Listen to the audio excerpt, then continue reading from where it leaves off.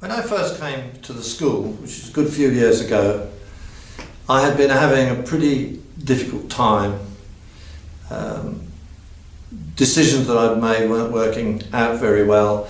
I found myself trying to force my life along, and a woman that I cared for very much decided she didn't want to be with me anymore. So I was pretty upset, and my mind was becoming extremely obsessive about various elements of my life. And a very dear friend of mine said, "Brian, I think it's time that you went to the school."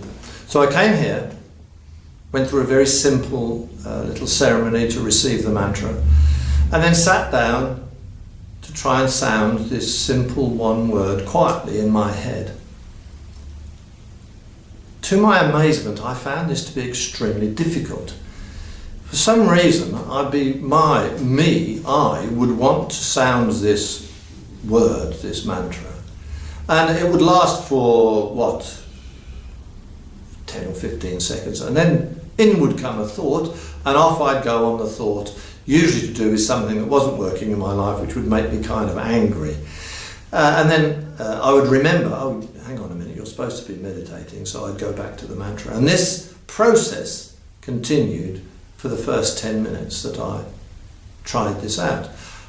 And it had never occurred to me that these thoughts was how I thought, that was who I was.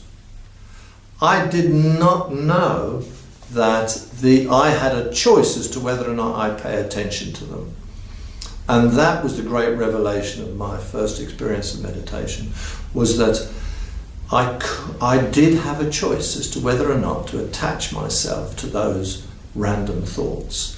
And it's this process that can be so destructive in a person's life, that the thoughts that you don't ask for become who you are.